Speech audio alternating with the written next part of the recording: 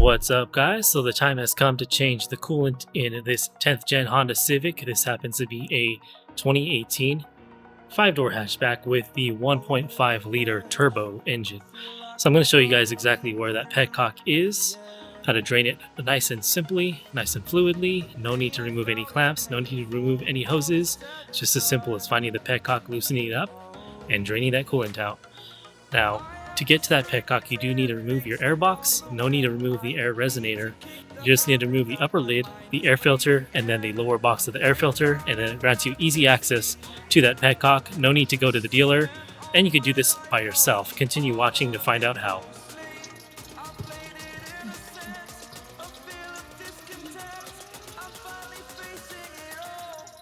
How's it going, guys? So I wanted to show you guys the proper way to drain your engine coolant. As you can see here, this is the 1.5 turbo Honda Civic 10th gen. I've seen a lot of videos on how to change this, and they basically remove the lower radiator hose. You can do that, or you can use the built-in petcock.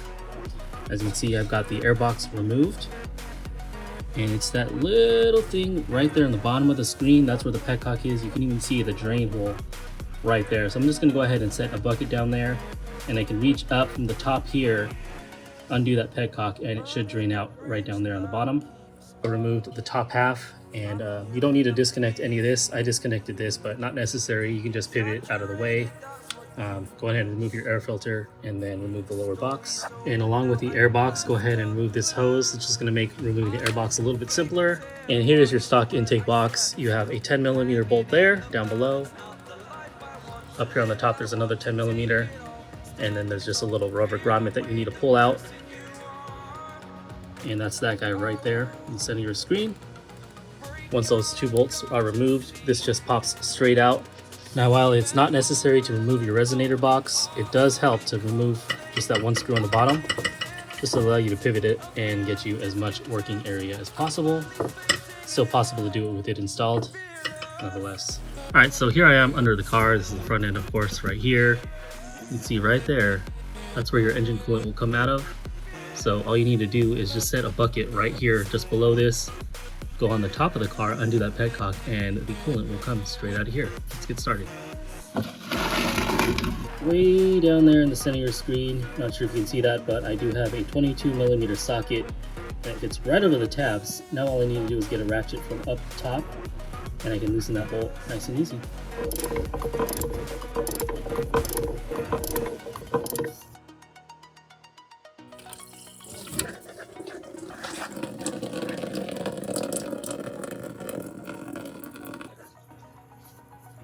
I'm going to remove the cap, get better flow.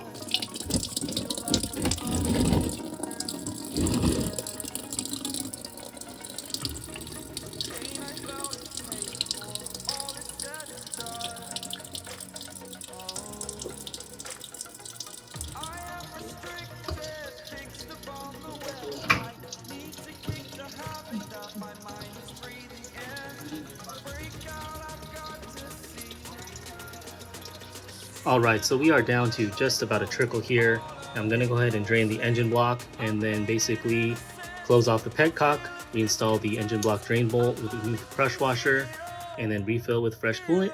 Alright, that bolt right there on the engine block is what you need to remove, and it'll drain the coolant from the engine block, and then you need to reinstall it with a fresh crush washer, and that'll get all the coolant out of the engine block.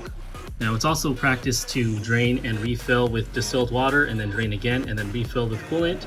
But I find that you might have some residual distilled water in there, and it will throw off your 50-50 mix.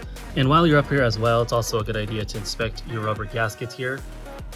Mine look like they are in good shape, but if they look hard, brittle, and they are cracking, you should definitely get a new radiator cap. Now, this car is a little bit different because traditionally you would have a radiator cap here on the radiator. That's not the case with this car. Just go straight up here, and with the refill tape, that's where it is. So now just go back and reinstall everything in reverse. I'm just going to go ahead and tighten up that petcock down there at the bottom, and we should be all set. And by the way, there's not a whole lot of torque needed on that petcock. It's actually really light. What seals it is actually a rubber gasket that's on the internal side.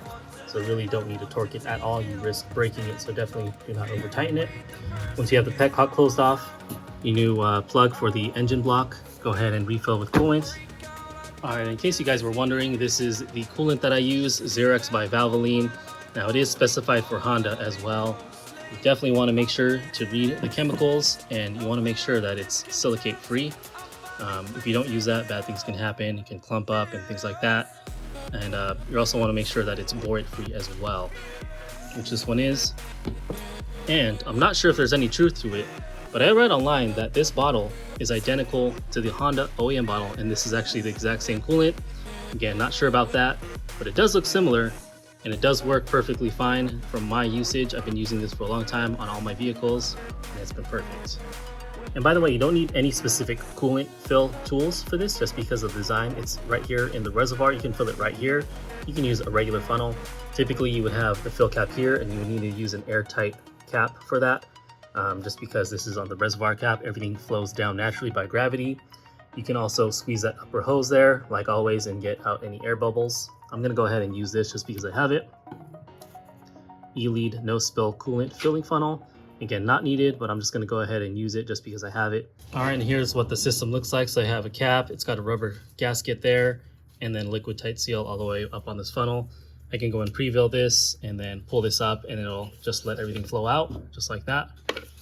So let's go ahead and do that now. And I have pre-measurements here so I can fill it exactly how much coolant I need in the system and eyeball it just to make sure that it's definitely getting filled.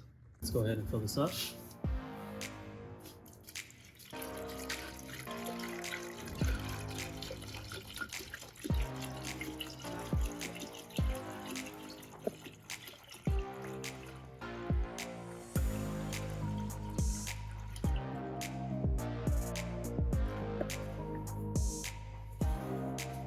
Just to demonstrate how this works, I'm going to pull this up.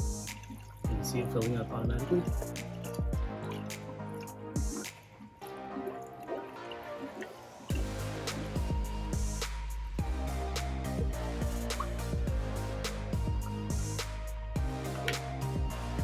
And you want to make sure to check your minimum and maximum fill marks, and just make sure you're right in between those lines. Warm up your car, drive it around, come back, and just make sure that you're within the minimum and maximum marks.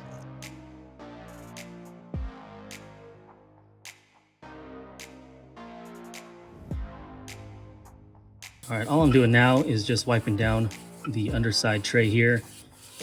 I've got the petcock closed off, and I'm just making sure to soak up any residual coolant.